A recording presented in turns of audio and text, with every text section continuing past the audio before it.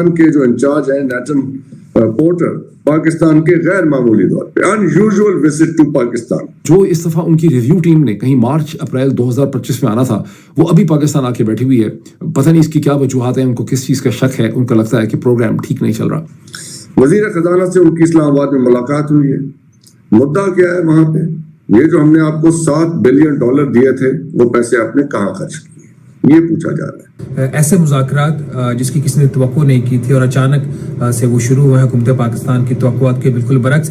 آپ اس سے اندازہ لگا سکتے ہیں کہ یہ جو رجیم ہے اس کے اوپر آئی ایم ایف کی پیچھے کھڑی جو فائنینشیل اور پولیٹیکل اور اسٹریٹجک پاورز ہیں ان کا کس قسم کا پریشر ہے. خالی تنخواہوں اور پینشن کے اوپر ہمارا 800 ارب روپے کا خرچ ہے جو کہ ہم نے نہیں کاٹا, جبکہ آئی ایم ایف نے کہا تھا کہ کاٹو. جولائی سے سپٹمبر تک کی ہم بات کریں تو باقی صوبے تو سرپلس میں رہے, لیکن پنجاب کا خسارہ 160 ارب روپے کا تھا. ایک اور جو شرط آئی ایم ایف کی طرف سے اب سامنے آ رہی ہے وہ یہ ہے کہ جو $7 ارب کا پروگرام ہے, آپ نے سب سے پہلے گھبرانا نہیں ہے. باحثیت قوم ہم اس کا مقابلہ کریں گے. 3 سال کا اس کی سخت مانیٹرنگ کرنے کی ایک تجویز ہے, اور مانیٹرنگ جو آئی ایم ایف اب کرنا چاہ رہا ہے وہ بجائے کہ ہر 6 ماہ کے بعد ایک جائزہ مشن پاکستان بھیجے, وہ پاکستان کی اکانومی کی جو کارکردگی ہے اس کو دیکھے اور اس کے بعد اگلی جو $1 ارب کی تقریباً قسط ہوگی وہ منظور کرے.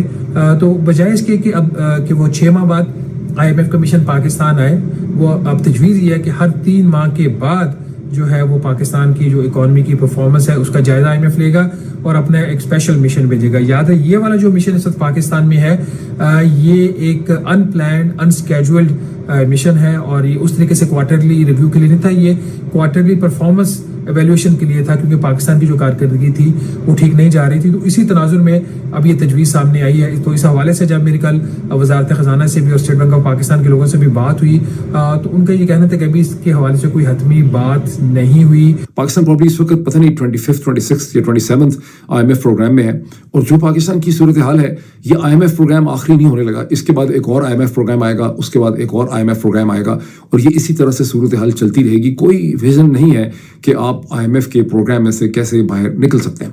گاہے بگاہے پاکستانی پولیٹیشین جو ہیں شہباز شریف صاحب اکثر اس خواہش کا یہ بات کا اظہار کرتے رہتے ہیں کہ انشاءاللہ تعالیٰ یہ ہمارا آخری آئی ایم ایف پروگرام ہوگا.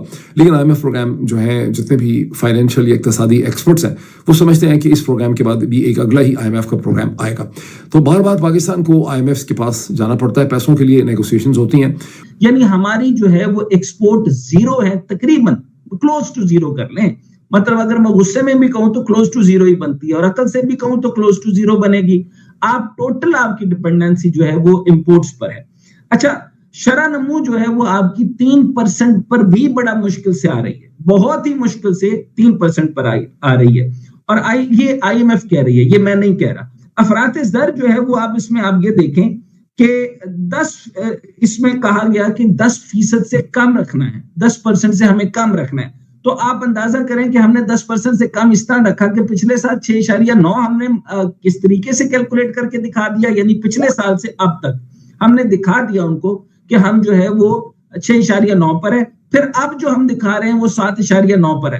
آپ خود مارکیٹ پہ جائیے, آپ مجھے بتائیں کہ اجناس, فارماسوٹیکل یعنی ادویات اور باقی ساری چیزیں ملا کر آپ کو کہیں بھی ایسا لگتا ہے کہ یہ مہنگائی 7.9 پر ہے؟ لیکن یہ اتنا ہی نہیں ہے.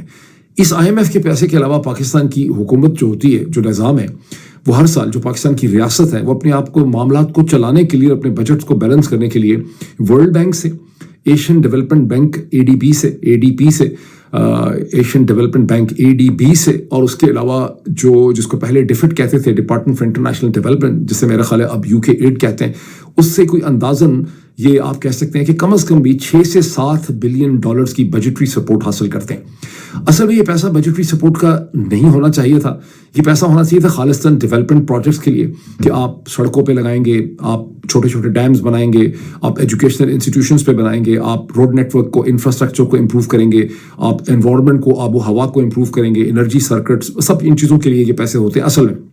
لیکن یہ پیسے سارے کے سارے جو ہیں ایسی ایک روش, ایک رواج ڈیولپ کر گیا, آپ سمجھیں کوئی پچھلے 15-20 برس میں, کہ یہ سارے کے سارے پیسے جو ہیں یہ اب بجٹری سپورٹ کے اندر چلے جاتے ہیں. یہ یعنی یہ پیسے لگتے نہیں ہیں کہیں, یہ خرچ کر دیے جاتے ہیں. اگلی جو مشکل آنے والی ہے, ہم یہ ناگزیر ہو چکا ہے کہ آپ کے اوپر منی بجٹ آئے. وہ ضروری, اور منی بجٹ کے ساتھ میں یہ ریلیٹ کر رہا ہوں کہ اور ٹیکسز آنے والے ہیں, بھرمار ہونے والی ہے ٹیکسز کی, کیوں ہوگی وہ میں آپ کو عرض کر رہا ہوں. اچھا, گروتھ ریٹ آپ کا 25% تک پہنچی تھی, ابھی 25% یعنی نہ ہونے کے برابر پہنچی تھی, اور اس میں 15% کا شارٹ فال آ گیا. اب آپ مجھے بتائیے کہ ٹوٹل کل ملا کر آپ کے پاس کل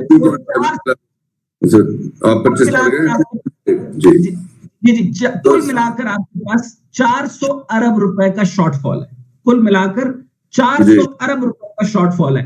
اب اس پہ میں آپ کو عرض کروں کہ ڈیولپمنٹل بجٹ نہیں ہے, اس کا طریقہ کار ایک ہوتا ہے کہ کسی ایسی جگہ پہ جہاں میرے پاس پروڈکشن آ رہی ہے, میرے پاس آؤٹ پٹ آ رہا ہے, اس میں سے منافع میں سے آدھا میں قرض دوں گا اور آدھا میں اخراجات کروں گا, اور اس کے اندر میں میکسیمم جو ہے انٹرسٹ کے ریٹ, جو میں 2 سال سے پاکستان انٹرسٹ کے پیمنٹ نہیں کر پا رہا. اچھا, دوسرا اب موٹی بات جو کہ اسٹیٹ اون انٹرپرائز سے ریلیٹڈ ہے, جو میں بار بار کر چکا ہوں, اب میں پرسائز کرنے والا ہوں, 800 ارب روپے کا تنخواہوں اور پینشن کا خرچ ہے. یہ وہ ڈوبے ہوئے لوگ ہیں, یہ ڈوبے ہوئے یعنی یہ سرکاری اداروں میں لوگ اور سرکاری ادارے جو ہمارے پاس صرف بوجھ ہیں.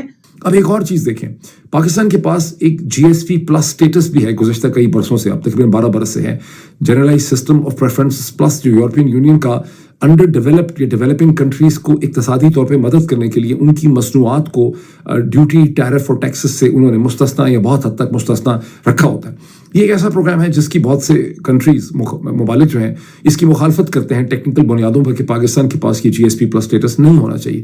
اس میں سب سے اوپر ٹاپ پہ ہندوستان ہے جس کی مخالفت کرتا ہے, لیکن یہ کبھی بھی کینسل نہیں ہندوستان کرا سکا. اس کی وجہ یہ ہے کہ ظاہر ہے کہ پولیٹیکل پاکستان کی پولیٹیکل ضرورت ہوتی ہے, پاکستان کو سپورٹ کرنے کے لیے یہ ایک میکرو پولیٹیکل ڈیسیجن ہے جو آپ ویسٹرن سسٹم پاکستان کو سپورٹ کرتا ہے, جس کی وجہ سے پاکستان کی ایکسپورٹ جو ہے وہ یورپین یونین میں داخل ہو